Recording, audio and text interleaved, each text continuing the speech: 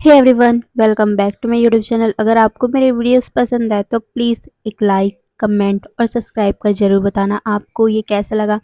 और इतने दिनों के गैप के लिए आई एम सॉरी, क्योंकि मैं थोड़ा-सा बिज़ी हो गई थी, इसलिए मैं इसको कर ही नहीं पा रही थी।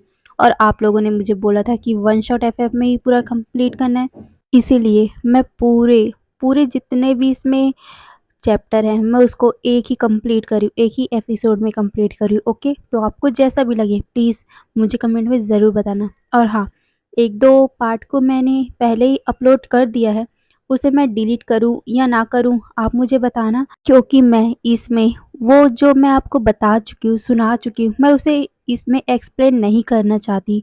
और मैं जल्दी जल्दी से उतना कुछ जिसको मैंने पहले आपको बता दिया है मैं उसे एक्सप्लेन कर देती हूँ, उसके बाद मैं रियल वाली कहानी स्टार्ट करूँगी। ओके, जो आप लोगों ने नहीं सुना है। तो चलो हम आज का ये वन शॉट एफएफ स्टार्ट करते हैं। हम हम जानते हैं हमारे लैन फैमिली के बारे में। लैन फैमिली में सबसे बड़े हैं लैन कुरैन, जो हमारे वांगजी के ग्रैंडफादर है, और वो एक फेमस कैंसर के डॉक्टर हैं। उनके दो बेटे हैं, लैन चिंगहेंजुन और लैन सिचेन। लैन सिचेन का बर्थ बहुत ज़्यादा लेट में हुआ है, जिस वजह से वो हमारे वांगजी से बस 1 साल का बड़ा है। वहीं लैन चिंगहेंजुन वो हमारे वांगजी के डैड है, और साथ ही वो लैन कंपनी के सीईओ है। वो लैन कंपनी को चलाते हैं। उनकी वाइफ लैनी है। लैनी एक लॉयर है, और हमारा वांगजी अपनी मदर के जैसा ही एक फेमस लॉयर बना है। हमारा सीचैन एक डॉक्टर है। वो बिजनेस वाले फील्ड में जाना ही नहीं चाहता था, इसीलिए वो डॉक्टर बना, और वो भी एक बहुत फेमस डॉक्टर है।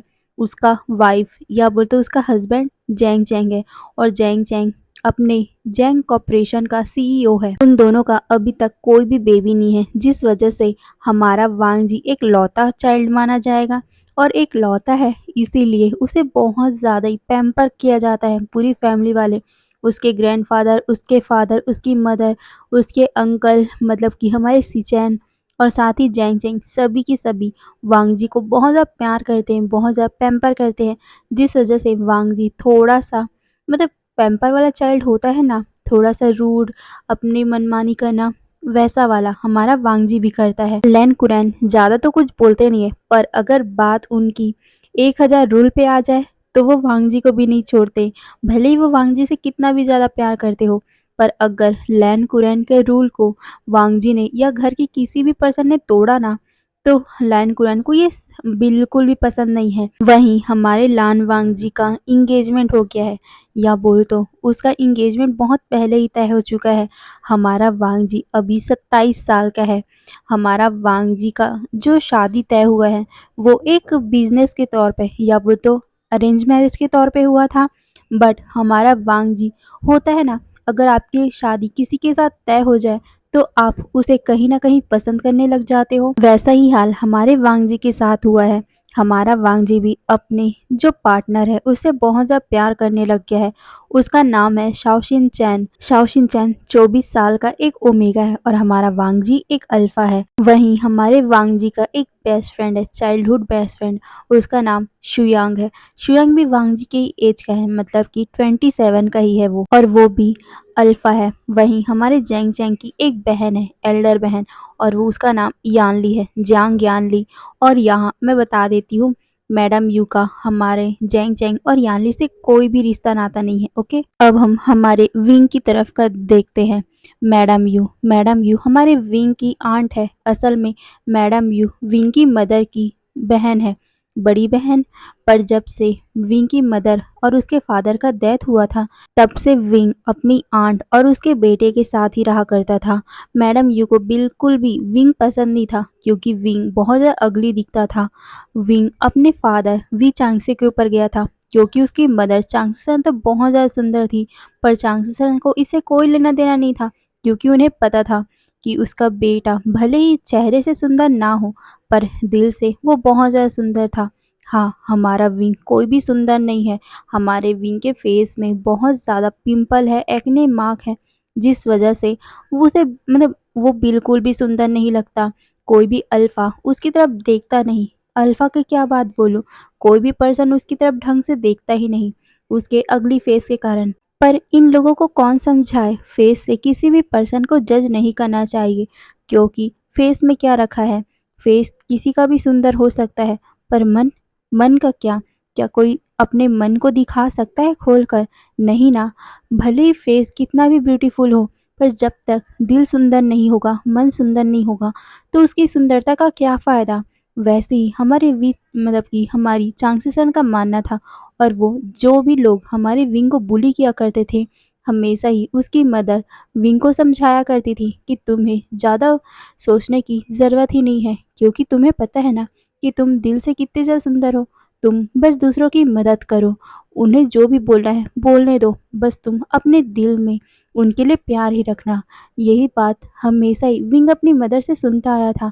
इसी कारण हमारा विंग का दिल भी बहुत ज़्यादा प्योर था, बहुत ज़्यादा सॉफ्ट था, और वो हमेशा ही बिना किसी स्वार्थ के सब लोगों की मदद करता रहता था। विंग भी अपनी मदर की जैसा एक टीचर ही बनना चाहता था, और वो अभी स्टडी कर रहा है। हमारा विंग एक 23 साल का ओमेगा है। और हाँ, मैं इसमें एक बात बता देती हूँ, इसमें राशियाँ, कुंडली, ये सब बातें और टर्म्स आपको सुनने मिल सकते हैं।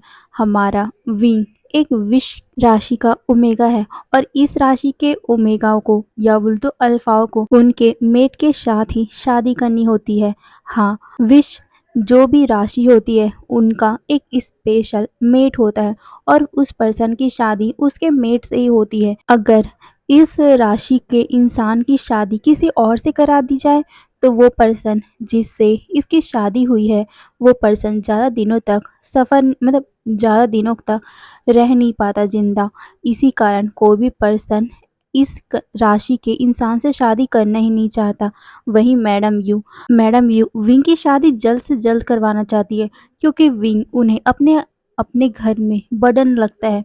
हर टाइम अपने ही पैसे से विंग को खिलाना, विंग को पढ़ाना, इसी सब से मैडम यू फ्रस्ट्रेट हो गई है, क्योंकि चांगसे सर मरने से पहले विंग के लिए कुछ भी प्रिपेयर करके नहीं गई, ना ही उसके स्टडी के लिए पैसा दे के गई है, और ना ही कुछ। यही सोचकर मैडम यू जल्द से जल्द विंग की शादी करवाना चाहती है, और जो भी दहेज का पैसा आएगा शादी के बाद, मैडम यू उसे लेकर सीधा यहाँ से अपने बेटे के साथ अमेरिका जाने का प्लान बना चुकी है। पर विंग की शादी तो हो ही नहीं पा रही है। इसका दो कारण है, पहला विंग का अगली फेस, और दूसरा उसकी राशि। वहीं वो अपने बेटे की भी शादी नहीं करवा सकती, क्योंकि उसका बेटा अभी ज़्यादा उम्र का नहीं है, वो सिर्फ 20 साल का है, विंग से 3 साल का छोटा है, इसीलिए वो उसकी शादी नहीं करवा सकती। इसी बात से वो फ्रस्ट्रेट हो रही है। वहीं हमारी मैडम यू का बेटा मैंग्याओ है, और मैंग्याओ मतलब ज़्यादा बुरा नहीं है, वो अच्छा ही है। वो हमारे विंग को एक दोस्त की तरह मानता है।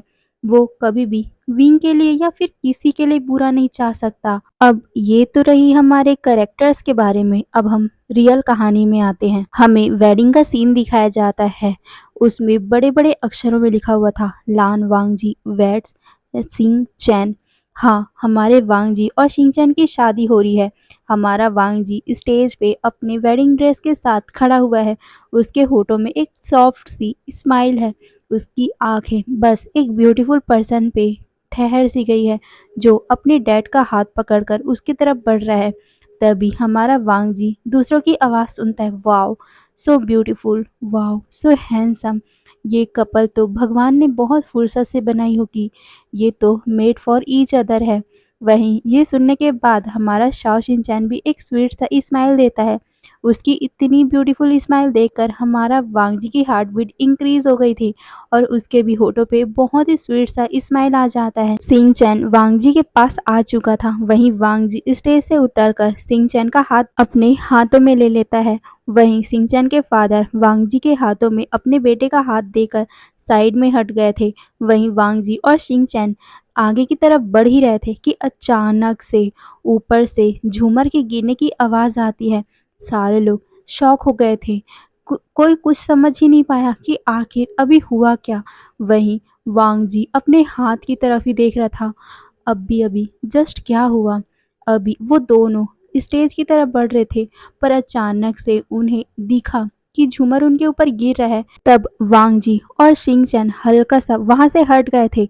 वांगजी तो बच गया, पर सिंचन वो नहीं बच पाया। उसके हाथों में बहुत गहरा कट लग गया था। वो जब अपने हाथों को देखता है, उसके हाथों से बहुत बुरी तरह से ब्लड बहने लग गया था। जिसे देखकर सारे लोग पैनिक करने लग गए। जल्दी से एम्बुलेंस को बुलाया जाता है।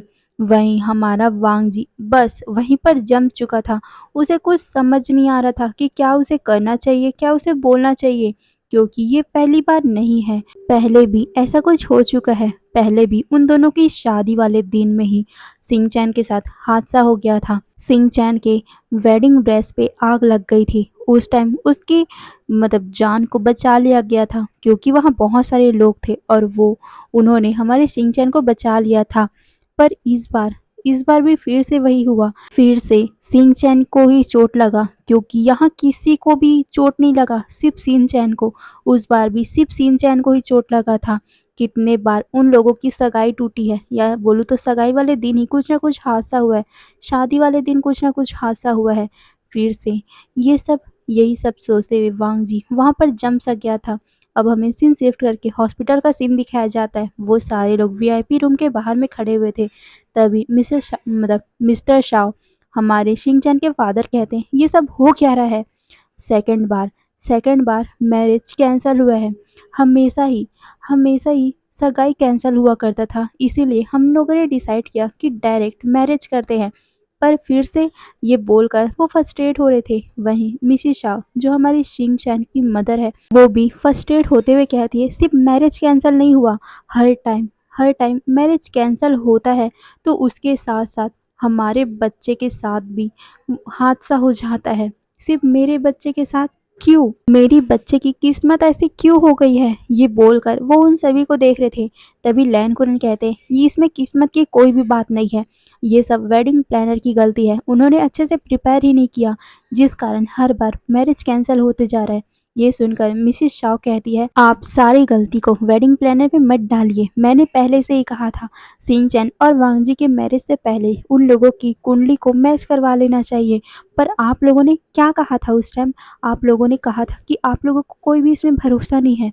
ये सुनकर लैनी कहती है, मुझे भरोसा है, पर ये सब नहीं करते हैं। ये सुनकर मिसिस शाओ कहती है, मुझे कुछ नहीं पता। मैंने आप लोगों से पहले ही कहा था कि मैरिज से पहले हॉरोस्कोप या कुंडली को दिखा लेना चाहिए। कितने लोग हैं जो शादी से पहले अपने हॉरोस्कोप को या कुंडली को दिखाते नहीं हैं? फिर क्या होता है? शादी वाले दिन किसी न किसी को हार्म पहुंचता ही है, किसी न किसी का डेथ होता ही है। और किसके कारण होता है? ये सिर्फ एक पर्सन के कारण, जिसकी कुंडली में दोष होता है।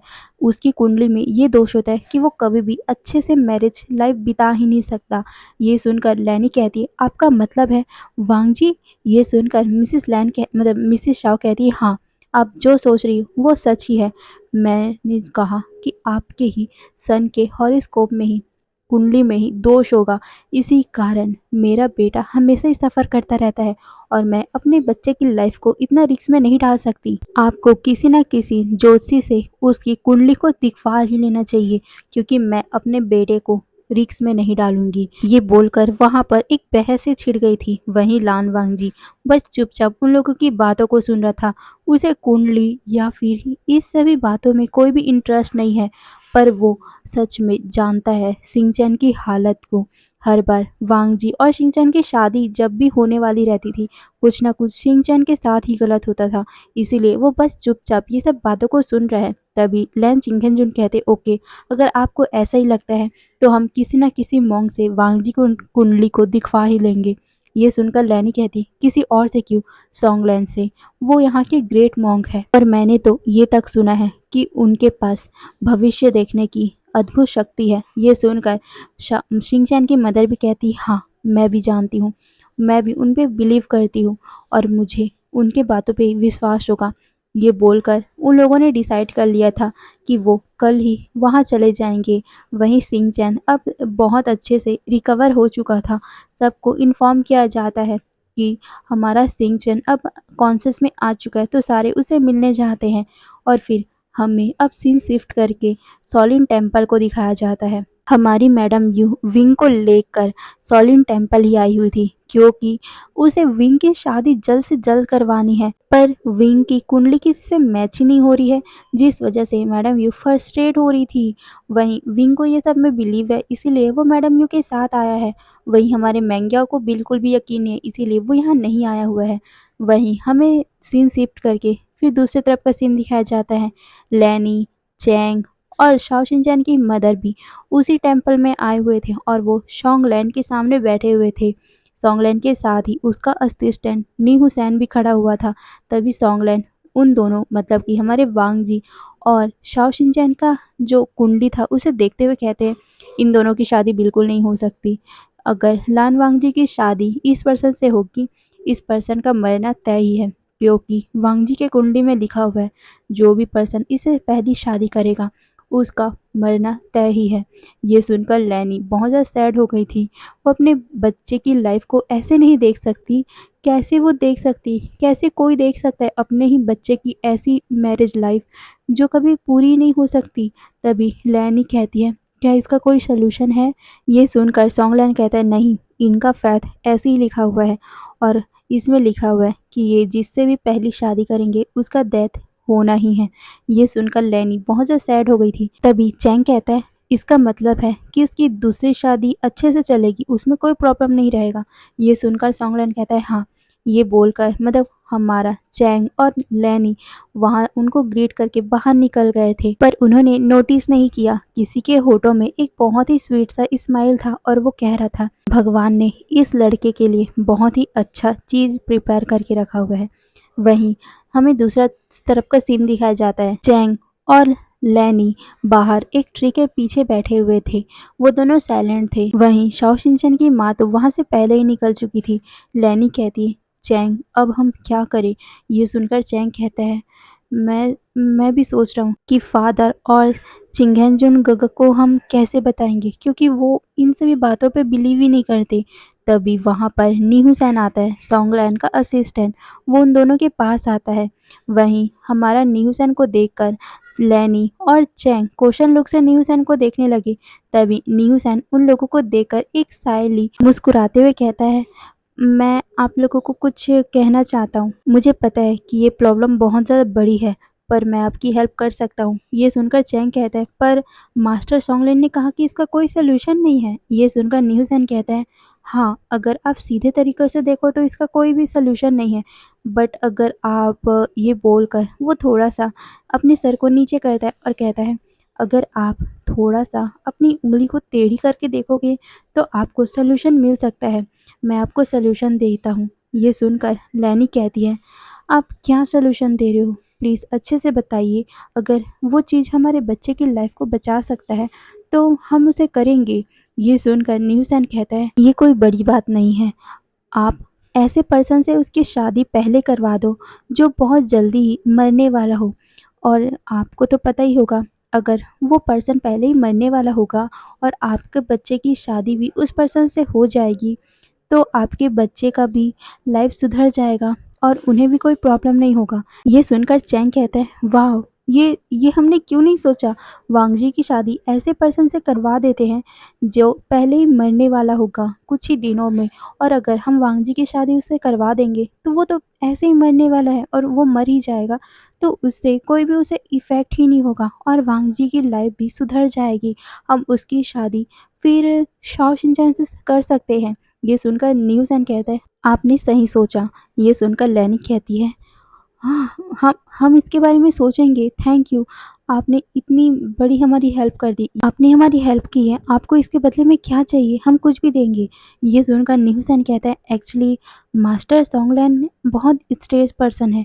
वो मनी या गिफ्ट को नहीं लेते हैं, पर वो दूसरों की मदद भी करते हैं, पर मदद के लिए तो पैसे चाहिए रहते हैं ना। हमारे पास पैसे नहीं हैं और हम पैसे दूसरों से लेते भी नहीं हैं और हमें डोनेशन मिलता भी नहीं है। ये बोलकर वो लैनी को देखती है। तभी लैनी कहती, मैं समझ गई। ये बोलकर वो स्माइल करती है और फिर अपने बैग से वो पैसे निकालते हुए कहती है, ये हमारी तरफ से डोनेशन है। ये सुनकर न्यूसन मुस्कुराते हुए उसको ले लेता है और कहता है, थैंक यू। तभी हमारा चैंग कहता है, और अगर आपको ऐसा पर्सन मिले जो पहले ही बीमार हो और वो बहुत जल्दी मरने वाला हो तो प्लीज़ आप हमें बताइएगा, हम ऐसे पर्सन को ढूंढ रहे हैं। ये सुनकर न्यूसन कहता है, आप प्लीज़ घबराइए मत, मैं भगवान से प्रे करूँगा कि वैसा पर्सन हमें जल्दी मिल जाए।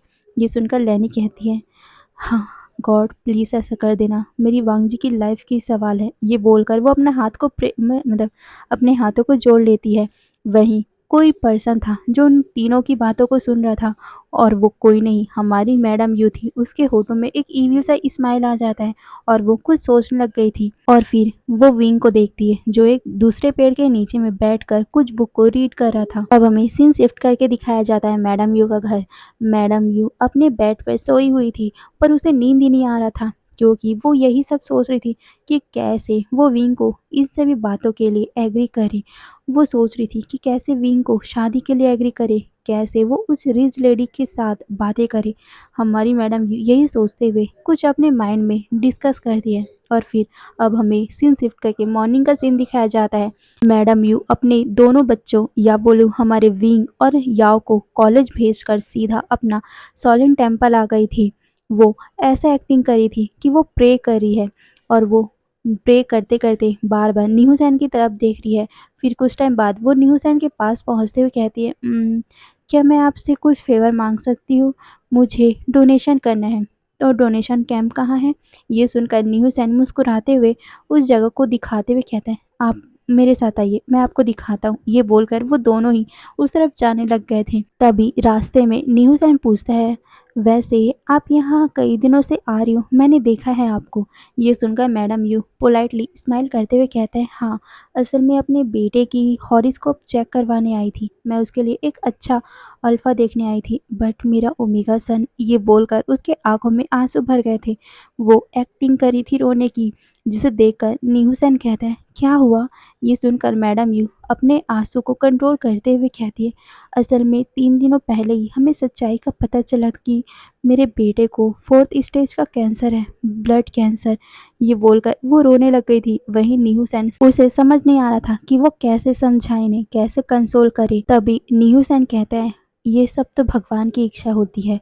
ये सुनकर मैडम यू सुबिंग करते हुए कहती है, बट मेरा एक बड़ा विश था कि मैं अपने बेटे की शादी देखूं, बट मेरा बच्चा वो कैंसर से सफ़र कर रहा है, और डॉक्टर ने मुझे कहा कि वो सिर्फ 2 या 3 महीनों का ही मेहमान है। ये बोलकर वो रोने लग गई थी।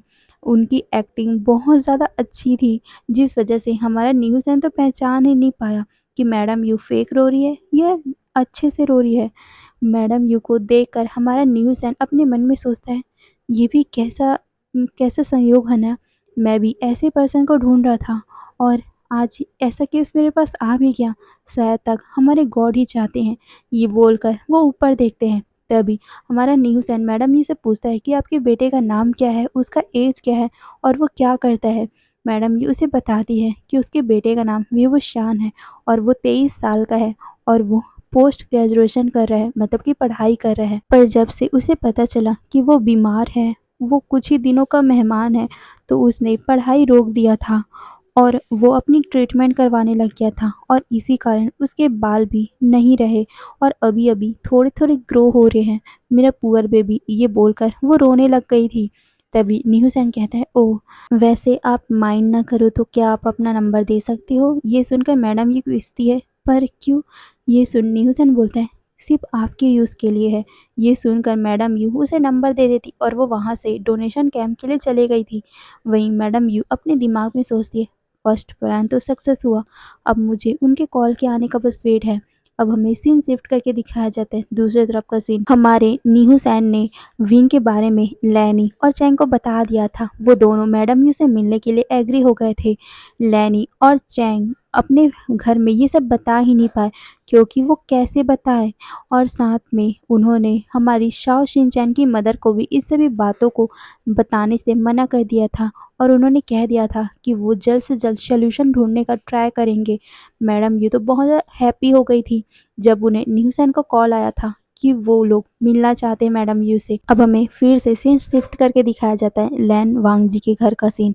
वांग जी अपने रूफटॉप पे बैठकर ड्रिंक कर रहा था। उसके लैप में उसका कैट, क्यूट सा कैट बोबो बैठा हुआ था। बोबो बहुत ज़्यादा ही फैटी हो चुका था, जिसको अपने हाथों से वो उसके फर को सहलाते हुए ड्रिंक किए जा रहा था।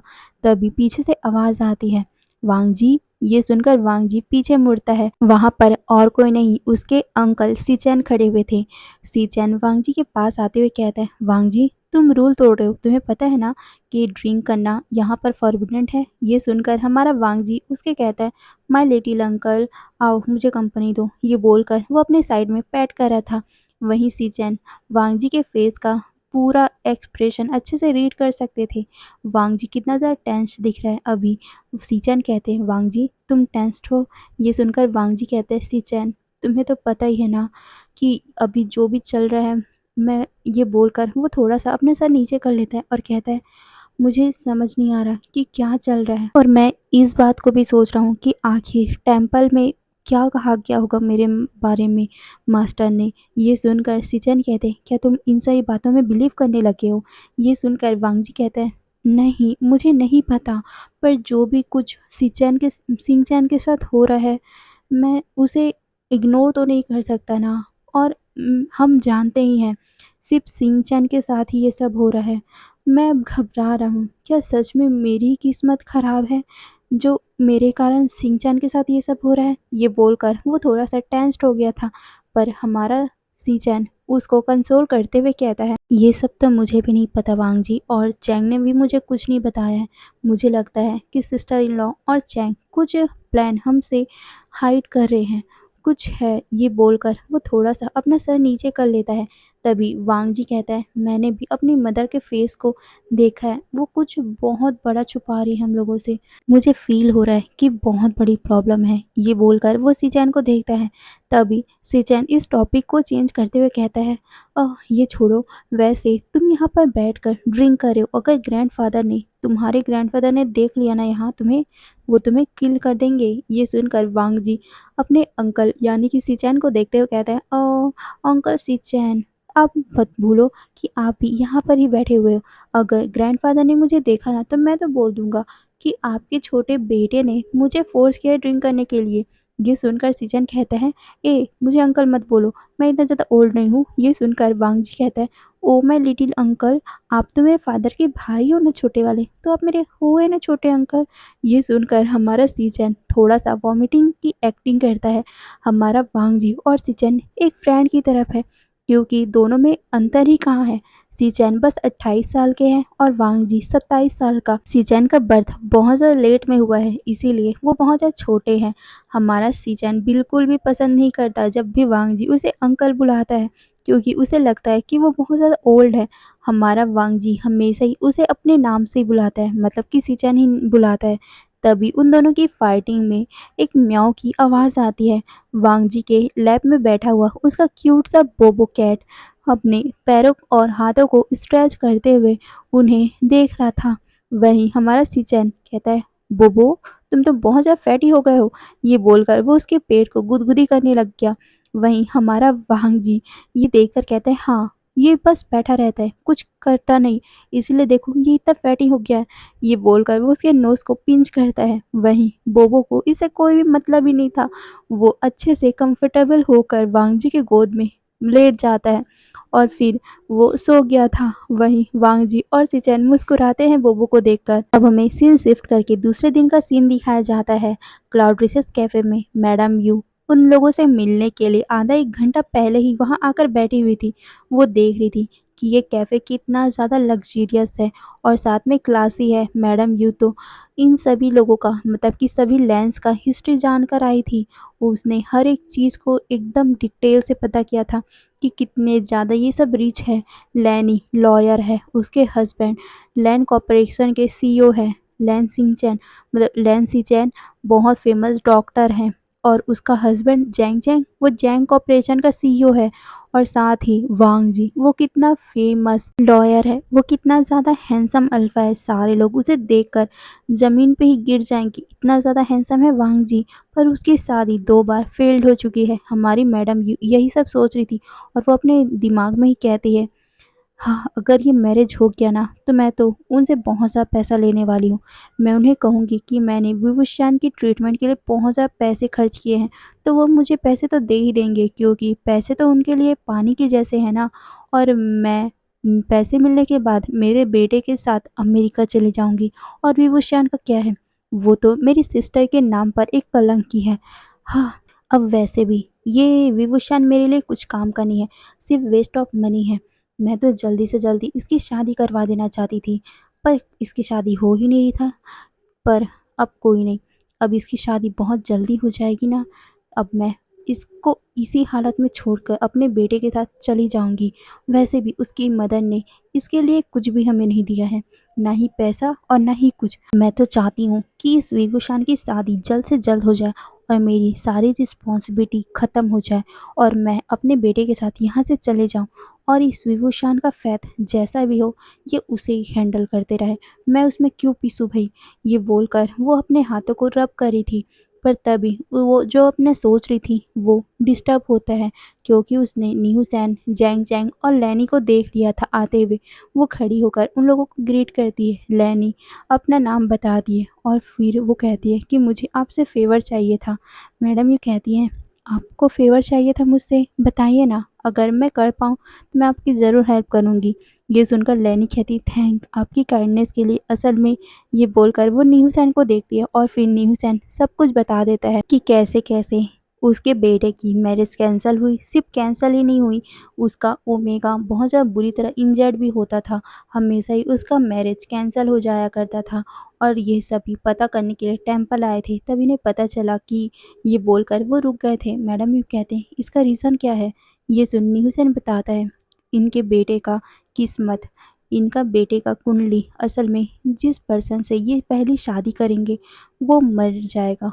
ये सुनकर मैडम ये कहती, ओह बहुत बुरी बात है, पर इसमें मैं क्या हेल्प कर सकती हूँ? ये सुनकर न्यूसन कहता है, असल में ये बोलकर वो कुछ टाइम सोचता है और फिर कहता है, आपको मैं उदाहरण के लिए बताता हूँ। आप आपको क्या लगता है कि अगर जिस पर्सन की शादी के बाद उसका पहला ओमेगा नहीं बचेगा, तो आपको क्या लगता है हमें क्या करना चाहिए? उस पर्सन की शादी एक अच्छे खासे इंसान से करवा देनी चाहिए या फिर ऐसे इंसान की शादी उस पर्सन से करवा देनी चाहिए जो पर्सन पहले ही मरने का वेट कर रहा हो? आपको क्या लगता है? ये सुनकर मैडम ये कहती, आप कहना क्या चाहते हो? ये सुनकर न्यूसन कहता है, ठीक है, मैं अब पॉइंट पे आता हूँ। असल में आपके बेटे को 4th स्टेज का कैंसर है और वो सिर्फ 3 या 2 महीने का ही मेहमान है।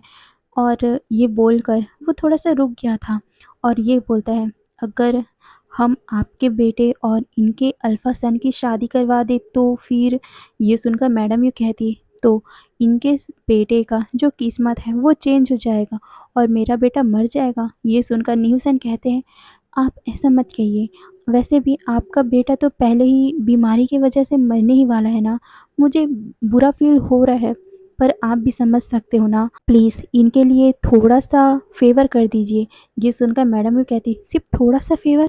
ये सुनकर लैनी कहती है, हम आपको कुछ भी पे करने के लिए तैयार हैं। हम जितने भी पैसा माँगो आप, हम आपको पे कर देंगे। ये सुनकर मैडम ये कहती, मैडम लैन, सब कुछ पैसे से बाय नहीं होता है। ये सुनकर चैंग कहता है, सॉरी मैम, बट हमारा मतलब ये नहीं था। ये सुनकर मैडम ये कहती, मुझे नहीं पता आपका क्या मतलब था क्या नहीं। मेरा बस एक ही विश है कि मैं अपने बेटे की शादी देख पाऊँ। मैं कुछ नहीं जानती, मैं बस अपने बेटे की बस हैप्पीनेस देखना चाहती हूँ। ये बोलकर वो अपने नौटंकी वाले आँसू को अपने हाथों से वाइप करती है। तभी चैंग कहते हैं, मैम अगर आप अपने बेटे से पूछ लो तो ज़्यादा अच्छा रहेगा। क्या वो ये शादी करना चाहता है? क्योंकि हर एक पर्सन का सपना होता है कि वो शादी करे और अच्छा लाइफ बिताए और उसे तो सिर्फ 3 महीने ही है ना बाकी, उतने टाइम के लिए कौन उससे शादी करेगा? तो आप भी समझ सकते हो, हमारे हमारे बेटे के साथ शादी करने में उसका ही फ़ायदा होगा। उसको भी मैरिज का सुख मिलेगा और अच्छा लाइफ बिताने का मौका मिलेगा। ये सुनकर मैडम भी अपने आँसू को साफ करते हुए अपना सर हिलाती है। तभी चैंग कहता है, क्या आप अपने बेटे का फ़ोटो दिखा सकती हो? ये सुनकर हमारी मैडम ये कहती है, ऑनेस्टली मेरा बेटा उतना अच्छा नहीं दिखता। ये बोलकर वो उसको फ़ोटो दिखाती है। लैनी और चैंग बिल्कुल भी सैटिस्फाइड नहीं होते हमारे विंग का फेस देखकर, क्योंकि वांग जी इतना ज़्यादा हैंडसम और ये ओमेगा कितना ज़्यादा अगली है। कैसे कोई भी पेरेंट्स अपने बेटे के लिए इतना अगली ओमेगा चूज़ कर सकते हैं? पर इन्हें क्या, ये तो एक रियल मैरिज नहीं है ना। ये बॉय तो मरने ही वाला है ना शादी के बाद और वांग जी का रीमैरिज होने वाला है सिंह-चैन के साथ। तो इस बॉय के लुक से उन्हें कोई भी मैटर नहीं है, मतलब कि उसे कोई मतलब ही नहीं है कि ये लड़का कैसा भी दिखे। आखिर वांग जी की शादी के बाद तो ये लड़का मरने ही वाला है ना। तो इन्हें कोई मतलब ही नहीं है। वहीं मैडम यू इनके क्वेश्चन भरी निगाह को समझ चुकी थी। मैडम यू कहती है, असल में मेरा बेटा अपने फादर की तरह दिखता है।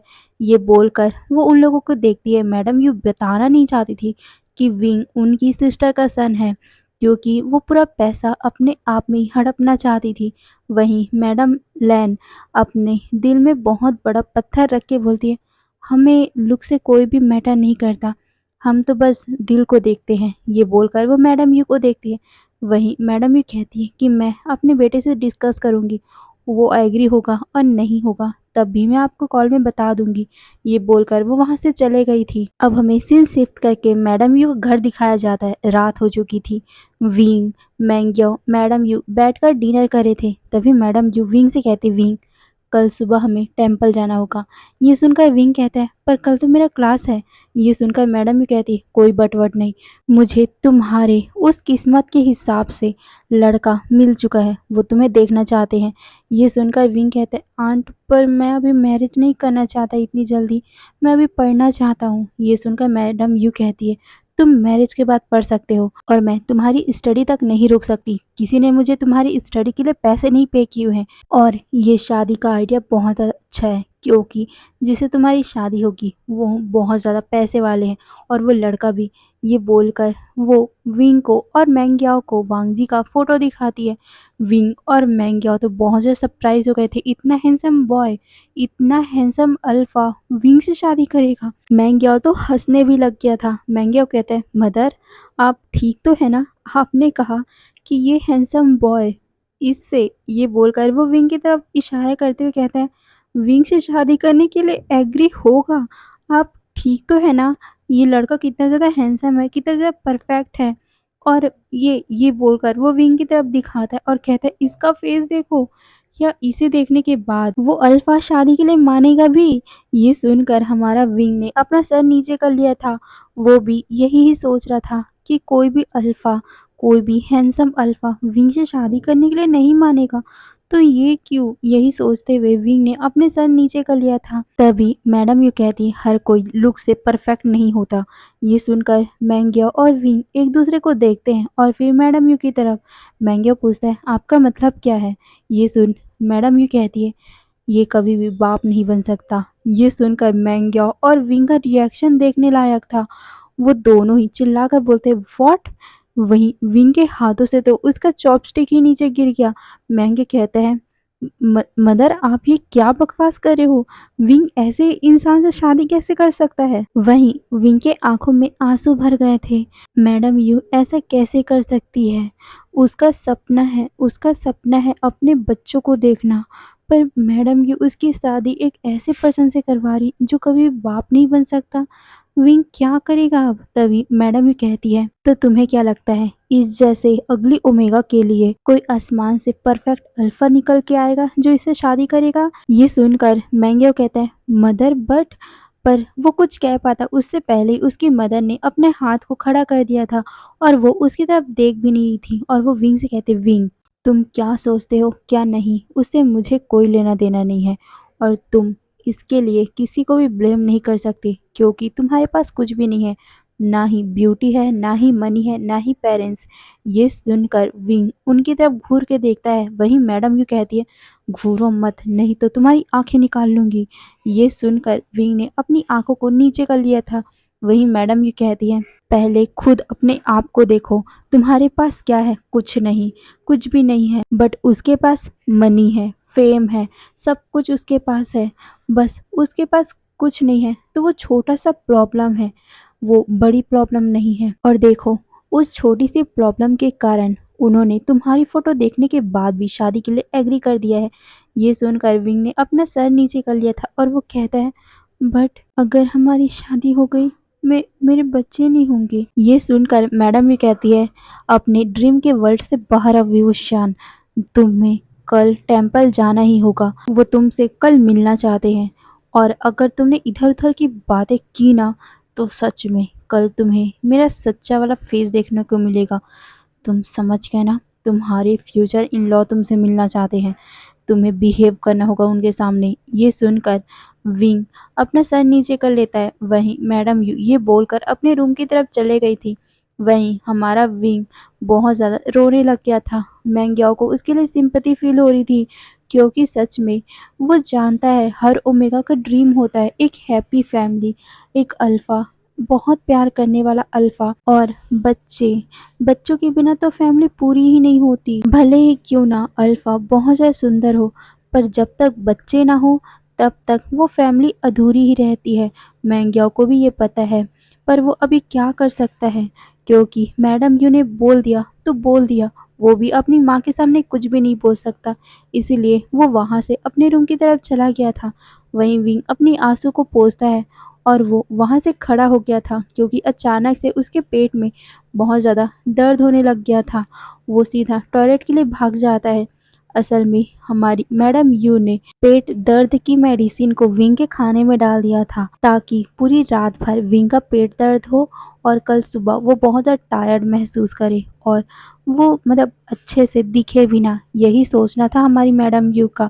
मैडम यू बिल्कुल भी नहीं चाहती कि विंग को पता चले कि आखिर वांग जी की शादी विंग से हो क्यों रही है, इसलिए ये सब उन्होंने किया है। और उन्होंने उन लोगों से झूठ भी बोला, क्योंकि वो जानती थी अगर उन दोनों को पता चलेगा, कि विंग के विंग को और मैंग्या को पता चलेगा कि वांगजी में कोई प्रॉब्लम नहीं है और फिर भी वो विंग से शादी करना चाहते, तो उनको शक तो होता ही ना कि कुछ ना कुछ कारण है जिस वजह से इतना हैंडसम लड़का विंग से शादी करने के लिए माना है। और अगर मैंग्या और विंग को पता चल गया कि वांगजी का शादी के बाद विंग का डेथ हो जाएगा, तो मैंग्या और विंग खुद ही इस शादी से पीछे हट जाएंगे। और मैडम यू इस शादी में कोई भी बखेड़ा नहीं चाहती, इसीलिए उन्होंने वांगजी के बीमार होने का, कि उसको पेरेंट्स ना बनने का कारण बता दिया है।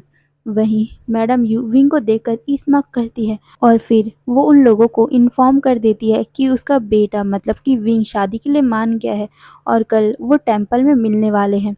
नेक्स्ट डे की बात है। मैडम यू जल्दी जल्दी रेडी हो गई थी और वो विंग को उठाने जाती है। वो उसकी गेट पे नॉक किए जा रही थी, पर डोर ओपन ही नहीं हो रहा था। मैडम यू डोर को ओपन करती है और वो अंदर जाती, वो देखती है कि विंग बेड पे बेजान हालत में लेटा हुआ है। उसका पोजीशन अच्छा नहीं है। विंग का फेस पूरा पेल दिख रहा है। ये देखकर मैडम यू इस्मक करती है, क्योंकि यही तो उसका प्लान था कि विंग पूरी तरह से बीमार दिखे और मैडम लैन को और जैंग चैंग को ये यकीन हो जाए कि विंग बहुत ज़्यादा बीमार है। मैडम यू कंसर्न होकर विंग से पूछती है कि क्या हुआ तुम्हें। ये सुनकर विंग कहता है कि उसके पेट में बहुत ज़्यादा दर्द हो रहा है, शायद तक उसको डायरिया हो गया है, वो अच्छा फील नहीं कर रहा। ये सुनकर मैडम यू उसे दवा देती है। वो एक रेड कलर का दवा था। मैडम यू उसे देते हुए कहती, इसे खा लो और रेडी हो जाओ, हम उसे वेट नहीं करा सकते। ये सुनकर विंग कहता है, बट मुझे अच्छा फील नहीं हो रहा है। ये सुनकर मैडम यू कहती है, मुझे अपनी बात दोबारा रिपीट करना बिल्कुल भी पसंद नहीं है, जल्दी जाओ और रेडी हो जाओ। ये सुनकर हमारा विंग हल्का सा डर गया था और वो मुश्किल से खड़ा होता है, क्योंकि वो बहुत ज़्यादा टायर्ड फील कर रहा था। पूरी रात भर बेचारा सो ही नहीं पाया। पूरी रात भर उसका पेट दर्द ही होता रहा, बार बार वो टॉयलेट ही जाता रहा, जिस वजह से विंग बहुत ज़्यादा टायर्ड फील कर रहा है। उसका फेस पूरा पेल पड़ चुका है। मैडम यू उसे आज खाना भी नहीं देती, जिस वजह से विंग को और भी ज़्यादा अपनी बॉडी वीक फील हो रही थी। फिर वो दोनों सॉलिंग टेम्पल जाते हैं। वो जाने के टाइम पर ही एक बार्बर शॉप में जाते हैं। वो विंग का बाल कटाने वाले थे। विंग इस बात से रिफ्यूज़ कर रहा था, पर मैडम यू मान सकती थी क्या। विंग एग्री करे या ना करे, वो उसे फोर्सफुली उसके बाल को कटवा ही देती है।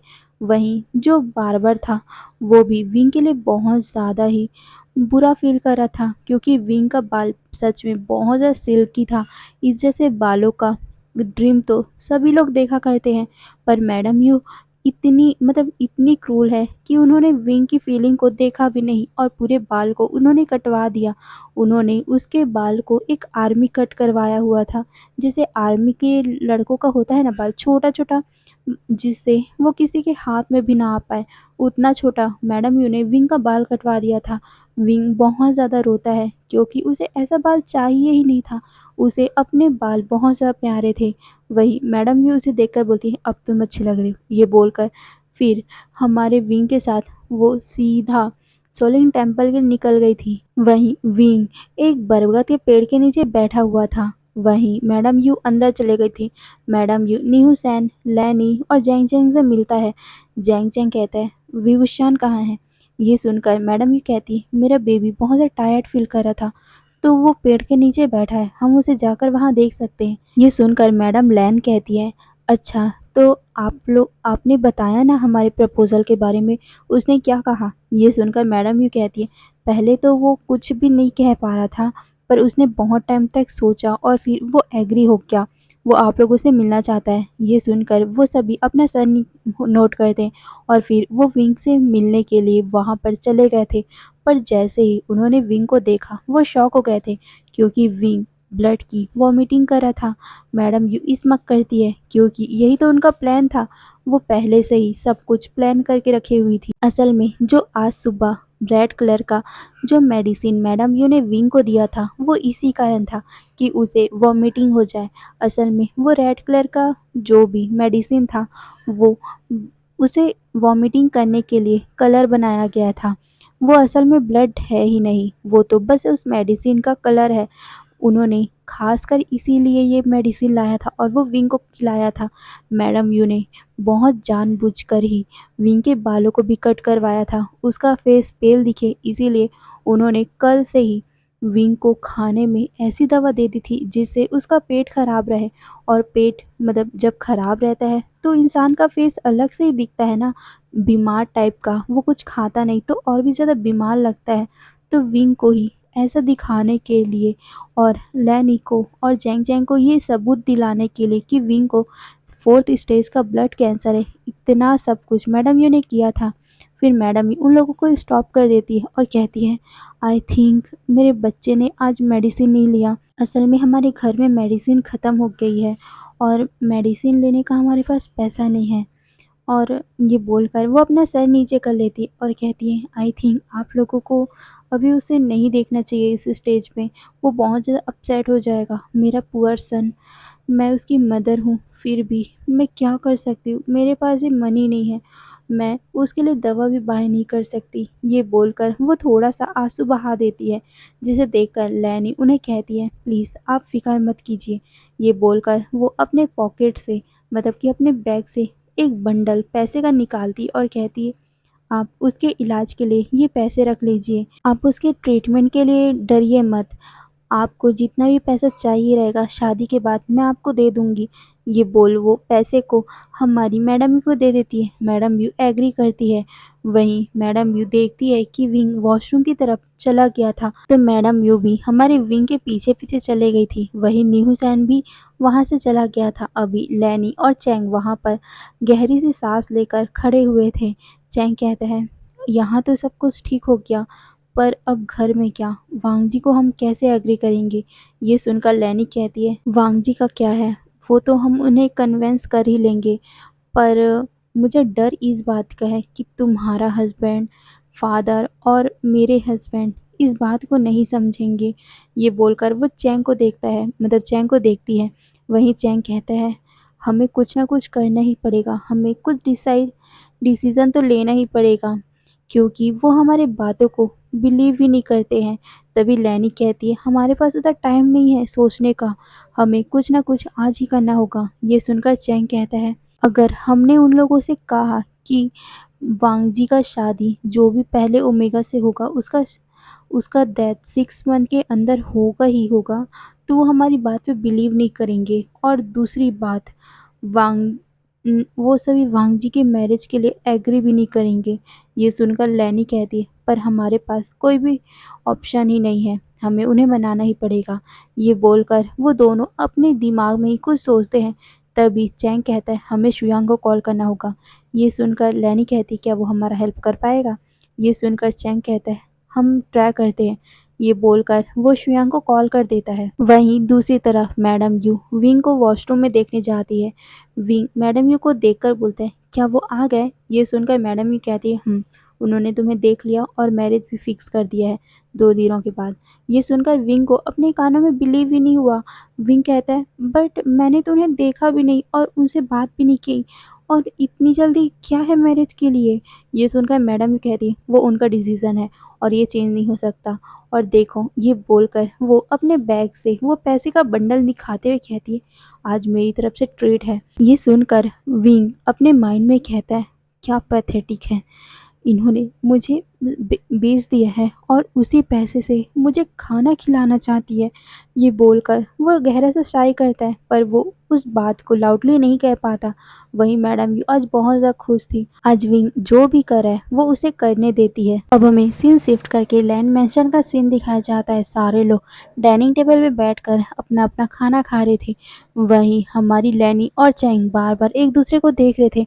वहीं लैन किरण, लैन चिंगेंजुन, सिचेन और वांग जी कुछ फील कर पा रहे थे कि इन दोनों ने कुछ तो छुपाया है, कुछ तो ये छुपा रहे हैं या फिर कुछ कहना चाहते हैं। वहीं खाना खाने के बाद सारे अल्फा पूल के साइड में बैठकर स्काई को देख रहे थे और कुछ रैंडमली बातें कर रहे थे। वहीं लैन कुरैन बहुत ज़्यादा ही कोल्ड रहते बाहर वालों के लिए, पर घर वालों के लिए वो बहुत ज़्यादा सॉफ्ट रहते और ख़ासकर अपने ग्रैंड चाइल्ड वांग जी के लिए। पर हमारे लैन कुरैन को अपने रूल बहुत प्यारे हैं। लैनी कुछ टाइम बाद उन सभी लोगों के लिए उनका फेवरेट टी लेके आती है, जिसे देखकर हमारा चिंघन कहता है ई इन सब की अभी क्या ज़रूरत है, हमने अभी डिनर किया है ना। ये सुनकर हमारी लैनी कहती है हनी ये डाइजेशन के लिए अच्छा होता है। ये बोलकर वो सबको टी सर्व करने लग गई थी। तभी लैन कुरैन लैनी से कहते हैं ई क्या बात है। ये सुनकर लैनी कहते फादर वो ये बोलकर वो चैंग को सिग्नल देती है कि वो बताए, पर चैंग तो अपना सरनामे नोट कर देता है और कहता है मैं नहीं बता सकता। तभी लैन कुरैन उन दोनों को देखते हैं और कहते हैं चैंग बताओ। ये सुनकर चैंग कहते हैं वो हमने वांग जी की मैरिज फिक्स कर दी। ये सुनकर वांग जी शॉक, यहाँ तक कि सारे लोग शॉक हो गए थे। लैनी डीप ब्रेथ लेती और सबको बताती है कि आप लोग प्लीज़ केयरफुली सुनना। असल में हम लोग वांग जी की लाइफ के लिए ये सब कर रहे हैं। हम लोग टेंपल गए थे तो टेंपल में हमें पता चला कि वांग जी का जो कुंडली है उसमें दोष है और वांग जी की जिससे भी पहली शादी होगी वो 6 महीने के अंदर ही नहीं बचेगा। ये सुनकर सिचन कहते व्हाट। ये सुन लैनी कहती है हाँ वो किसी से भी शादी कर ले, पर वो जिससे भी शादी करेगा उसका डेथ होना बहुत ही कंपलसरी है और हम इसके किस्मत को बदल नहीं सकते। ये सुनकर लैन कुरैन कहते हैं रेडिकुलस। ये सुनकर चैंग कहते हैं फादर ये सच ही है, आप भी जानते हो हर बार वांग जी की शादी के टाइम ही ये सब होता है और सिंचैन ही बहुत ज़्यादा इंजर्ड होता है हर टाइम और कोई भी इंजर्ड नहीं होता।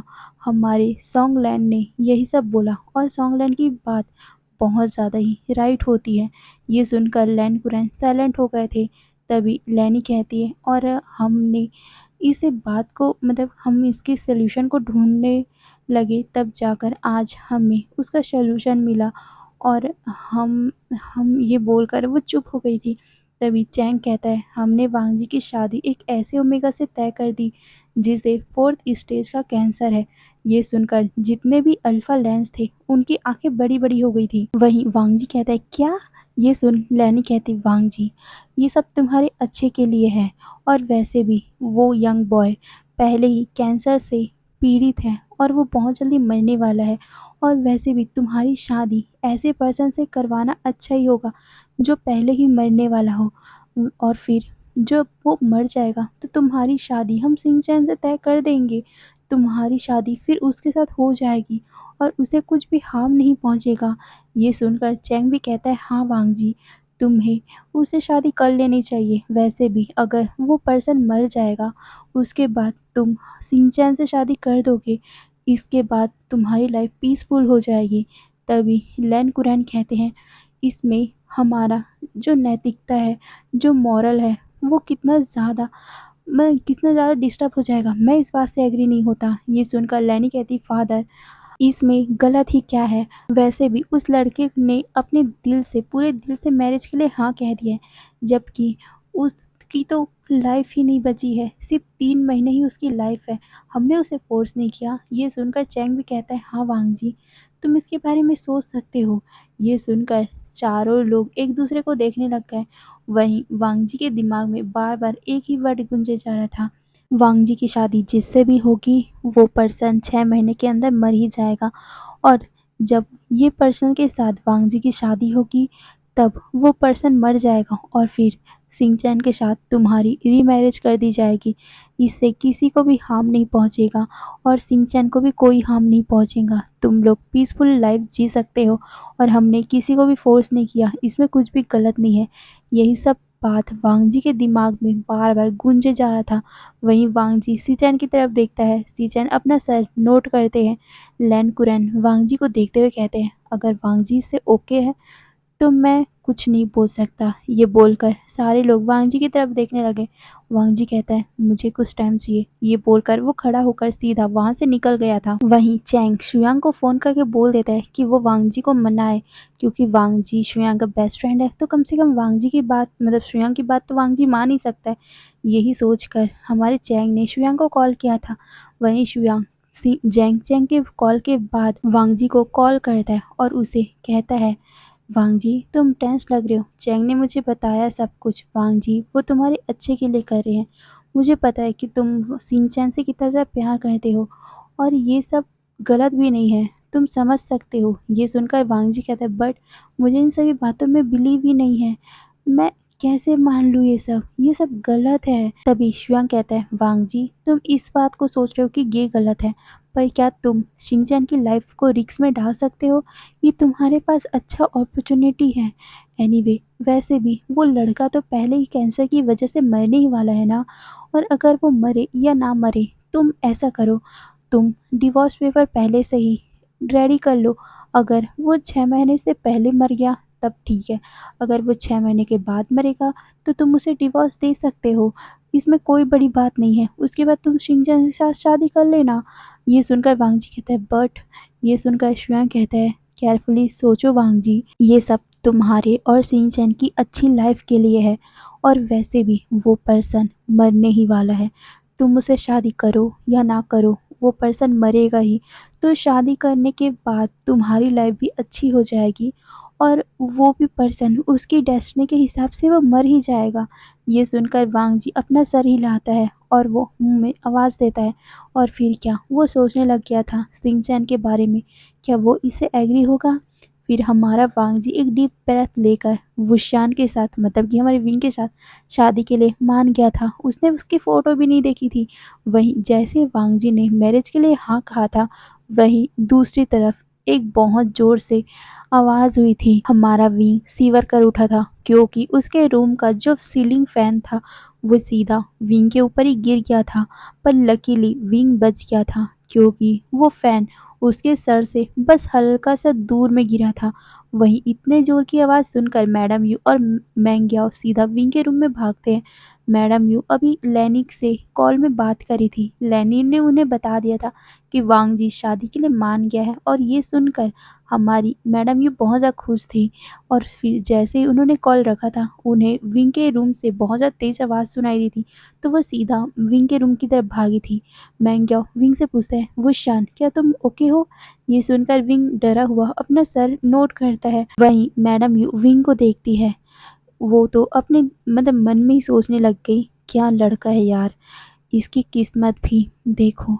उस लड़के ने शादी के लिए हाँ कहा और वुशान की लाइफ में ये ट्रेजेडी हो गई। हाँ, क्या ये सच में मरने वाला है बहुत जल्दी? ये बोलकर वो अपने माइंड में सोचती, मैं प्रे करूँगी। मुझे सच में अब गिल्टी महसूस हो रहा है, पर मैं क्या कर सकती हूँ? शायद तक इसकी किस्मत ही यही है। मैं अब इससे पीछे भी नहीं हट सकती। ये बोलकर वो विंग को देखती है। तभी विंग कहती है, तुम याओ के रूम में सो सकते हो आज।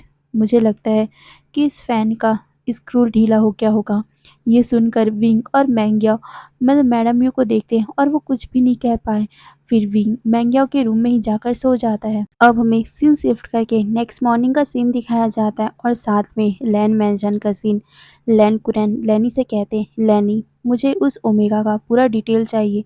ये सुनकर लैनी अपना सर हिलाकर बोलती है, जी फादर।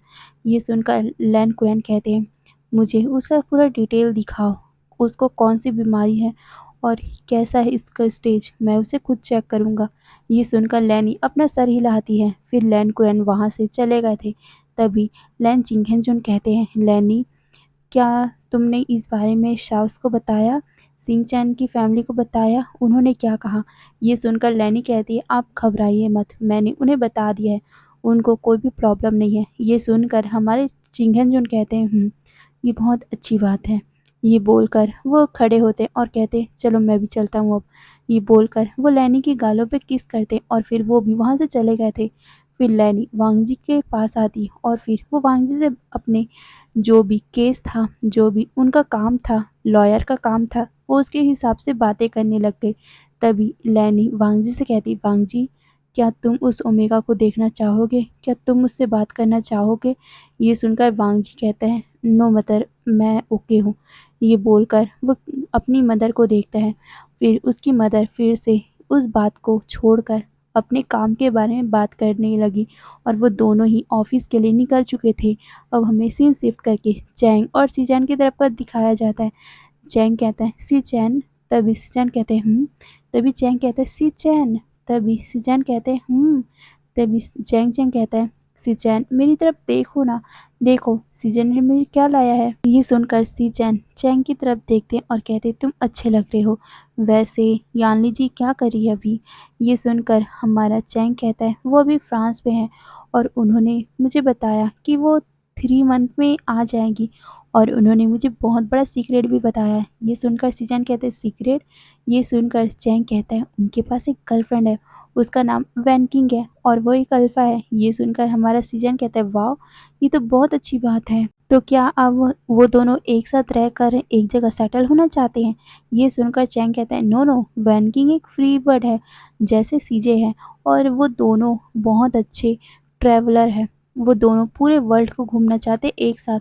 ये सुनकर सीजन कहता है, तो क्यों ना हम भी ट्रिप पे चले, सिर्फ हम दोनों हनीमून ट्रिप पे। ये सुनकर चैंग कहता है, इस साल ईयर में हम लोगों ने कई बार ट्रिप पे जा चुके हैं बाहर और तुम्हें पता भी है हम 2 सप्ताह पहले ही थाईलैंड गए थे।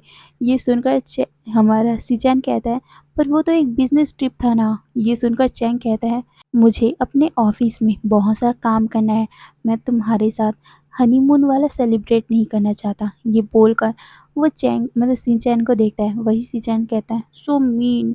तभी चैंग कहता है, सीचैन जल्दी जाओ और रेडी हो जाओ हॉस्पिटल के लिए, पेशेंट तुम्हारा वेट कर रहे होंगे। ये सुनकर सीचैन कहते, हाँ। तभी चैंग कहता है, जल्दी जाओ। ये बोलकर वो उसके सर पे हल्का सा स्पैंक करता है, मतलब कि हिट करता है और वो अपने काम के लिए निकल गया था। चैंग और हमारा सीजन 2 साल हो चुके हैं मैरिज किए हुए, बट अभी तक उन लोगों का कोई बेबी भी नहीं है क्योंकि हमारा चैंग का मतलब उसका ना इनरेगुलर हीट आ जाया करता था और कई सारे प्रॉब्लम भी आ जाया करते थे जिस वजह से हमारा चैंग प्रेग्नेंट ही नहीं हो पाया। पर चैंग और सीचैन बच्चों से बहुत प्यार करते हैं। अब हमें सीन शिफ्ट करके दूसरी तरफ का सीन दिखाया जाता है। विंग और मैंग्याओ एक बड़े से मॉल में आए हुए थे। मैंग्याओ विंग से कहता है, वाओ, मुझे ना सच में यकीन ही नहीं हो रहा कि मदर ने तुम्हारे और मेरे लिए पैसे दिए हैं खर्च करने के लिए। आज तक मदर ने तो हमें कभी भी पैसे नहीं दिए ना, हमें बेफिजूल का खर्च करने के लिए। तो आज क्या हुआ? मुझे लगता है कि मदर ने तुम्हें सेल किया है, उसी के पैसे से हमें आज इतना ज़्यादा खर्चा करवा रही है वो। ये सुनकर विंग को कहीं ना कहीं बुरा फील होता है। मैंग्याओ ने तो ये सब कैजुअली कह दिया था, उसे नहीं पता कि सच में मैडम यू ने विंग को सेल कर दिया है। पर विंग को तो पता है ना, इसीलिए विंग को इस बात से हर्ट हुआ था। तभी विंग उस टॉपिक को चेंज करते हुए कहता है, अब हमें चलना चाहिए, वैसे भी बहुत ज़्यादा लेट हो गया है। ये सुनकर मैंग्याओ अपना सर हिलाता है और फिर वो विंग के साथ एलिवेटर में नीचे उतरने लग गया था। पर विंग जैसे उस एलिवेटर से नीचे उतरने के लिए अपना पैर आगे बढ़ाता ही है कि अचानक से वो डिसबैलेंस हो गया था और वो नीचे गिरने वाला था। तभी पीछे से किसी एक हैंडसम अल्फा ने उसे कैच कर लिया था। उसके कॉलर से पकड़कर वो अच्छे से उसे खड़ा करवा देता है। तभी वो पर्सन कहता है, बी केयरफुल। ये सुनकर विंग कहता है, थैंक यू। तभी वो पर्सन, हाँ वो पर्सन और कोई नहीं शुयांग था। शुयांग कहता है, वेलकम। तभी मैंग्याओ कहता है, वाह, ये कितना ज़्यादा हैंडसम है। ये सुनकर विंग कहता है, चलो ठीक है, हम चलते हैं। ये बोलकर वो दोनों ही वहाँ से घर वापस आ गए थे। अब हमें शादी वाले दिन को दिखाया जाता है, मैडम यू के घर को। वो घर बहुत ज़्यादा ही मतलब नॉइज़ी था क्योंकि शादी वाला दिन है तो कुछ ना कुछ तो प्रिपरेशन करना ही होगा ना, इसीलिए वो सारे लोग काम कर रहे थे। वहीं विंग अपना मॉर्निंग बाथ लेता है और जैसे वो बाहर आ रहा था कि अचानक से विंग गिरने वाला था, पर हमारे विंग ने अपने आप को सपोर्ट करने के लिए एक आयरन पाइप को पकड़ लिया था, पर वो पाइप कटा हुआ था जिस वजह से उसके हाथ में भी चोट लग गई थी। उसके हाथ से बहुत ज़्यादा ही ब्लीडिंग आने लग गई। वहीं मैडम यू और याओ ने ये देख लिया था और वो विंग के हाथों को बैंडेज करते हैं, पर ब्लड अभी भी आना बंद ही नहीं हुआ था। तभी मैंग्याओ कहते हैं हमें इसे हॉस्पिटल ले जाना चाहिए। ये सुनकर मैडम यू कहती हैं हम बहुत ज़्यादा लेट हो चुके हैं। ये बोलकर वो सीधा विंग के उस चोट पे एक कपड़ा लगा देती है और उस कपड़े को बहुत टाइटली बांध देती है, जिस वजह से विंग को बहुत ज़्यादा शार्पली पेन होता है। उसके आंखों में आंसू भी आ गए थे। तभी मैडम यू कहती है ये चोट बहुत ज़्यादा बड़ा नहीं है, तो तुम इस तरह रो मत और जल्दी जाओ और रेडी हो जाओ। ये सुनकर मैंग्याओ कहता है मदर, हमें रजिस्टर ऑफिस से पहले इसे हॉस्पिटल ले जाना चाहिए। इसके वॉर्म में कोई इन्फेक्शन हो गया तो। ये सुनकर मैडम यू कहती है इसकी कोई ज़रूरत नहीं है। ये सुनकर मैंग्याओ कहती है मदर। ये सुनकर हमारा विंग उन लोगों के बात को काटते हुए कहता है कोई प्रॉब्लम नहीं है, मैं 15 मिनट में रेडी होके आता हूँ। ये बोलकर वो 15 मिनट में तैयार होके आ जाता है। हमारे विंग ने कोई भी मेकअप नहीं लगाया था और ना ही कोई लिपस्टिक। ये देखकर मैडम ये फ्रस्ट्रेट हो गई थी और वो विंग को कहती है ये क्या है, तुमने अपनी क्या हालत बना रखी है, तुम मेरे साथ इस तरह से आओगे, तुम भूलो मत आज तुम्हारी शादी है। ये सुनकर विंग अपने माइंड में कहता है शादी, हाँ, शादी ये ऐसी होती है। ये बोलकर वो गहरी सी सांस लेता है, पर वो ज़्यादा लाउडली ये बोल नहीं पाता। वहीं मैंग्या और मैडम यू विंग के ऊपर कुछ मेकअप अप्लाई करते हैं जिससे उसके पिंपल और एक्ने मार्क छुप सके। वो थोड़ा सा विंग के लिप में लिप ग्लॉस लगाते हैं, लिपस्टिक लगाते हैं। अब मैडम यू हैप्पी हो गई थी और वो विंग को देखती है। अब विंग थोड़ा सा प्रेजेंटेबल तो लग ही रहा था। तभी विंग कहता है आंट मैं टेंपल जाना चाहता हूँ। ये सुनकर हमारी मैडम यू कहती इसकी कोई ज़रूरत नहीं है। ये सुनने के बाद विंग ने अपना सर नीचे कर लिया था। फिर अब हमें सीन शिफ्ट करके रजिस्टर ऑफिस का सीन दिखाया जाता है। पूरी लैन फैमिली हमारे विंग मैंग्याओ और साथ ही मैडम यू का वेट करे थे वहाँ पर। लैन फैमिली के साथ साथ वहाँ शिंगचैन और शुयांग भी खड़े हुए थे। तभी लैन कुरैन कहते इतना लेट क्यों हो रहा है। ये सुनकर लैनी मैडम यू को कॉल करने के बाद कहती वो बहुत जल्दी आने वाले हैं। ये सुनकर लैन कुरैन कहते हैं और उन्होंने मुझे हॉस्पिटल रिकॉर्ड क्यों नहीं भेजा। ये सुनकर लैनी कहती उन्होंने कहा कि वो जल्दी भेज देंगे। ये सुनकर लैन कुरैन कहता है इतना डिले क्यों हो रहा है। ये बोलकर वो कुछ और बोल पाते कि उनका कन्वर्सेशन बीच में ही रुक जाता है। मैडम यू की आवाज़ से वो कहती सॉरी हम लेट हो गए। ये बोलने के बाद वो आगे बढ़ती है। सारे लोगों का ध्यान विंग के ऊपर जाता है जो मैडम यू के पीछे ही खड़ा हुआ था। वहीं हमारा वांग जी इससे कोई भी मतलब नहीं था, वो बस अपने सर को दूसरी तरफ करके खड़ा हुआ था। पर अचानक से उसके नोज में एक बहुत ही स्वीट सा जास्मिन का सेंट हिट होता है, जिसके बाद वांग जी उस तरफ देखने पे मजबूर हो जाता है। पहले तो उसके मतलब उसे कोई भी इंटरेस्ट नहीं था, पर जैसे ही उसने इस जास्मिन फेरोमोन को इनहेल किया, वो अनकॉन्शियसली ही हमारे विंग की तरफ देखने लग गया। वो पूरी तरह से उसे स्कैन करने लग गया था।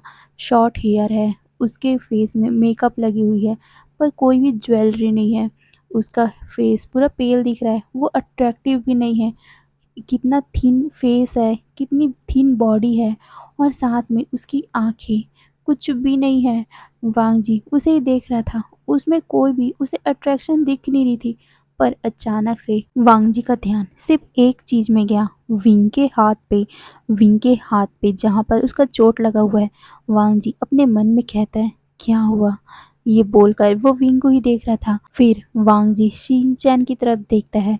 शिनचैन की बॉडी, उसकी आईज, उसका लॉन्ग हेयर, उसका स्मूथ स्किन, ये देखकर वांग जी फिर विंग को देखता है। दोनों में कितना ज़्यादा अंतर है। विंग की आंखें कुछ भी नशीली नहीं है, पर शिनचैन की आंखें शाइनी है। वहीं शिनचैन के बाल कितने ज़्यादा सिल्की हैं और विंग के बाल कितने ज़्यादा छोटे। उसका स्किन, हमारे शिनचैन का स्किन इतना ज़्यादा स्मूथ है, पर विंग का कितना ज़्यादा पेल है उसका शरीर। वांग जी यही सब सोच रहा था, तभी हमारा लैन कुरैन अपने जगह से खड़े होते हैं और वो कहते हैं, क्या आप सभी एक दूसरे का फेस देख रहे हो? ये सुनकर सारे लोगों का अटेंशन उनकी तरफ जाता है। तभी लैन सिंचैन सीचैन पूछते हैं, क्या हुआ तुम्हारे हाथ को?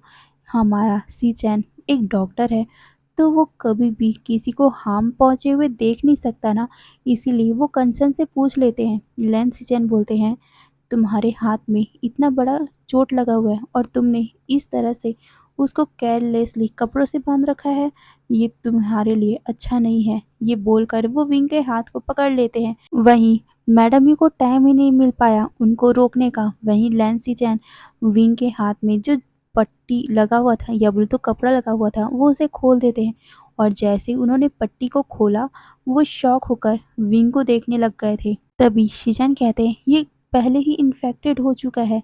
ये सुनकर मैंग्या इरिटेट होकर बोलता है, मैंने पहले ही मदर से कहा था कि हमें यहाँ आने से पहले हॉस्पिटल ही चलना चाहिए विंग को ट्रीट करवाने के लिए, पर इन्होंने ये बोलकर वो फ्रस्ट्रेट हो गया था। वहीं मैडम यू उसे घूर के देखती है। मैंग्या को अच्छा नहीं लगता, ये सारे लोग इतने ज़्यादा रिच होने के बावजूद भी एक पुअर ओमेगा की शादी इस तरह से एक ऐसे अल्फा से करवाना चाहते हैं जो कभी भी बाप नहीं बन सकता। ये मैंग्या को बिल्कुल भी पसंद नहीं आया।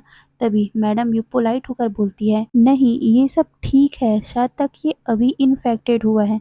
ये सुनने के बाद हमारी लैनी कहती, सिचैन शादी होने के बाद तुम इसे हील कर देना। वहीं हमारा विंग अभी तक सिर्फ चुपचाप ही खड़ा हुआ था, वो कुछ भी नहीं कर रहा था। वहीं लैनी चैंग को इशारा करती है कि सिचैन को थोड़ा सा पीछे ले ले। वहीं मैडम भी कहती है, पहले हम शादी करवा लेते हैं, उसके बाद इलाज कर लेना। ये सुनने के बाद सिचैन एक रिलीफ की सांस लेते हैं और फिर एग्री कर जाते हैं। फिर सारे लोग अपने अपने जगह पे जाकर खड़े हो गए थे। सबसे पहले वांग जी अपने हाथ में पेन लेकर मैरिज पेपर पे सिग्नेचर कर देता है, पर उसके फेस में कोई भी इमोशन नहीं था। और फिर वो हमारे विंग को पेन दे देता है। विंग अपने कांपते हुए हाथों से उस पेन को लेता है। उसका राइट हैंड अभी भी ब्लीडिंग हो रहा था, अभी भी उसके हाथों से खून निकल रहा था। वो अपने हाथों में वो पेन लेता है और लास्ट बार वो मैडम यू की तरफ देखता है। मैडम यू को देखकर विंग को ऐसा लग रहा था कि उसने एक ईविल इंसान को देख लिया हो। वहीं फिर वो वांग जी की तरफ देखता है जो उसकी तरफ देख ही नहीं रहा। वो अपनी आंखों को बंद कर लेता है, वो डीप सा ब्रेथ लेता है, फिर वो अपनी आंखें खोलकर उस मैरिज पेपर पे एक बहुत ही अपने दिल पे पत्थर रखकर वो उसमें सिग्नेचर कर देता है। तभी हमारी लैनी उनको कपल रिंग देती है। वांग जी विंग को बिना नोटिस किए ही अपने हाथों में वो रिंग पहन लेता है। वहीं विंग भी कुछ नहीं कहता, वो भी अपने हाथों में रिंग पकड़कर अपने ही हाथों में डाल लेता है। लॉन्ग साइलेंट उस ऑफिस में पूरा साइलेंस भर चुका था, कोई भी कुछ नहीं बोल रहा था, कोई भी किसी को बधाई नहीं दे रहा था। तभी उस ऑकवर्ड से साइलेंस को तोड़ते हुए रजिस्टर ऑफिस इंसान कि जो भी उन दोनों की शादी करवा रहा था वो उन दोनों को बधाई देता है। तभी मैडम कहती है, प्लीज़ आप बैठ जाइए, हमें आप दोनों की शादी के लिए फ़ोटो भी तो लेना पड़ेगा। ये सुनकर वांग जी बिना किसी इमोशन के चेयर पर बैठ गया था। वहीं विंग भी उसके बगल में ही बैठ गया था। तभी मैंग्याओ को मैडम यू कहती है, मैंग्याओ खींचो फोटो। ये सुनकर मैडम यू की बात पर मैंग्या अपना फ़ोन निकालता है और फिर उन दोनों की फ़ोटो खींचते हुए कहता है, 1 2 3 क्लिक। पर तभी धड़ाम से एक आवाज़ आती है और हमारा विंग अपने चेयर से नीचे गिर पड़ा था। असल में जिस चेयर पे हमारा विंग बैठा हुआ था उस चेयर का एक जो 4 पैर होते उनमें से एक पैर टूट गया था, और विंग के बैठते ही वो चेयर टूट गया पूरी तरह से। पर विंग उसे कुछ चोट नहीं लगी। वहीं लैनी और चैंग एक दूसरे का फेस देखते हुए कहते हैं, क्या ये आज ही मरने वाला है? वहीं सेम क्वेश्चन सबके माइंड में चल रहा था, क्या आज ही ये मरने वाला है? वहीं हमारा मैंग्याओ पहला इंसान था जिसने हमारे विंग की हेल्प की थी। मैंग्याओ विंग की हेल्प करते हुए कहता है, मुझे लगता है कि तुम सच में बहुत ज़्यादा अनलकी हो, हमेशा तुम्हें इंजर्ड होना पड़ता है, कुछ ना कुछ तुम्हारे साथ ही होता रहता है। ये सुनकर विंग कहता है, सच में मैं हमेशा से ही अनलकी हूँ। तभी मैंग्याओ कहता है, अब हम फैत को तो बदल नहीं सकते, कुछ भी हो फैत तो हमारा वैसा ही रहेगा। बस हमें ऐसा लगता है कि हमारी लाइफ बहुत ज़्यादा है, पर हमारा फैत क्या चाहता है वो तो हमें पता नहीं चलता ना। तो इसीलिए हमें अपनी लाइफ को खुलकर जीनी चाहिए। तभी हमारा विंग कहता है, मैं बिलीव करता हूँ कि हम अपनी डेस्टिनी को चेंज कर सकते हैं, हमारी डेस्टिनी को हम फुलफ़िल कर सकते हैं। बट हमारा फ़ेथ ये बोलकर वो शाय करता है। पहली बार इतने टाइम बाद हमारे विंग ने पहला सेंटेंस निकाला। वहीं न्यूसन स्माइल करते हुए कहता है, वैसे हमें फ़ेथ को एक्सेप्ट कर लेना चाहिए और आप दोनों की फ़ेथ ने आप दोनों को एक साथ लाया, तो आप अपनी पूरी दिल से इस चीज़ को निभाइए। ये सुनकर विंग अब कुछ भी नहीं बोल पाया। वहीं मैडम यू अपने माइंड में सोचती, अगर यही सब बातें चलती रही तो विंग को पता चल जाएगा सच्चाई। इसीलिए वो बात को बीच में काटते हुए कहती है, अगर आप लोग ऐसी करते रहोगे तो हम आगे कैसे बढ़ेंगे। ये सुनकर मैंग्यो कहते हैं, हाँ, और वैसे भी वुशान के हाथों का वो कितना ज़्यादा बिगड़ चुका है, हमें उसे हॉस्पिटल ले जाना चाहिए, हमें उसे ट्रीट करवाना चाहिए। ये सुनकर मैडम कहती है, हाँ, हम जल्दी चलते हैं, हम इसके जितने भी चोट हैं उसे दिखा देते हैं और फिर हम चले जाएंगे। ये सुनकर हमारा चैंग उसके पास आता है और सीक्रेटली मैडम यू को वो पैसे का बंडल देता है। और हमारी मैडम यू जैसे उस पैसे को देखती है, उनके माइंड में तो बहुत ज़्यादा ही लालच आ गया था। वहीं मैडम यू पैसे मिलने के बाद हमारे मैंग्यो का हाथ फोर्सफुली ग्रैब करती है और सीधा वो वहाँ से निकल गई थी। वो एक सेकंड भी वेट नहीं करती। वहीं मैंग्यो कहता है, मदर मुझे उसके साथ जाना है। ये सुनकर मैडम यू कहती, इसकी कोई ज़रूरत नहीं है, वो सब उसको देख लेंगे, अब हम चलते हैं, और वैसे भी आफ्टरनून को हमारा ट्रेन है यूनमैन सिटी के लिए। ये सुनकर मैंग्यो कहता है, व्हाट। ये सुनकर मैडम यू कहती है, एक और क्वेश्चन मत पूछना मुझसे, हम वैसे भी लेट हो चुके हैं। ये बोलकर वो उसे खींचते हुए बाहर लेके जाती है और अपने फ़ोन को वो ट्रैश में कि एक कचरे के डब्बे में फेंक देती है। वहीं हमारा विंग उनको जाते हुए देख रहा था अपनी गीली आंखों से। वो बिल्कुल भी सरप्राइज नहीं था ये उनकी एक्शन पे। वहीं हमारी लैनी और चैंग के फेस में हल्का सा सरप्राइज दिख रहा था। वहीं हमारे लैन कुरैन उस साइलेंट को ब्रेक करते हुए कहते हैं, वो इसे लेकर क्यों नहीं गए। ये बोलकर वो विंग की तरफ पॉइंट करते हैं। लैनी चैंग का हाथ पकड़ लेती है और वो कुछ बोल नहीं पा रही थी क्योंकि मैडम यू और मैंग्या इस तरह से ऐसे हवा में गायब हो जाएंगे उन्होंने कभी सोचा नहीं था। लैनी कहती है, ये इतनी जल्दी क्यों चलेगा, क्या वो इसे लेके नहीं जाएंगे। वहीं हमारा वांग जी इन सभी ड्रामा को देखने में कोई भी इंटरेस्टेड नहीं था और वैसे भी जो भी प्रॉब्लम है उसकी मदर और चैंग तो संभाल ही लेंगे ना, तो उसे कोई फिक्र नहीं है। यही सोचकर वो सबको देखता है और कहता है, मुझे क्लाइंट से मिलना है, मैं जा रहा हूँ।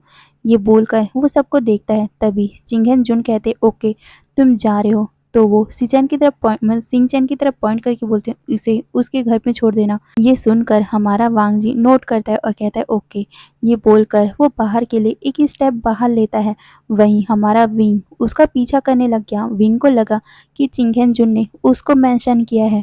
वहीं सिंचैन जो वांग जी के पीछे ही जा रहा था वो रुक गया था और वो सबकी तरफ देखने लग गया कि उसे क्या वांग जी के पीछे जाना चाहिए कि नहीं। वहीं वांग जी बिना पीछे देखे कि कौन उसके पीछे खड़ा है वो उस पर्सन का हाथ पकड़ लेता है। पर जैसे ही वांग जी को फील होता है उस उस पर्सन का हाथ, तो वो जल्दी से पीछे मुड़ता है और जैसे उस पर्सन को उसने देखा वो जल्दी से उस पर्सन का हाथ छोड़ देता है और वो क्वेश्चन लुक से अपनी मदर को देखने लग गया और साथ में सबको, और फिर वो फेस टू फेस सबको देख रहा था। तभी लैन सीचैन कहते हैं, वांग जी तुम इसे हॉस्पिटल लेके जाओ, उसके बाद हम सब देखते हैं। ये बोलकर वो वांग जी को इशारा करते हैं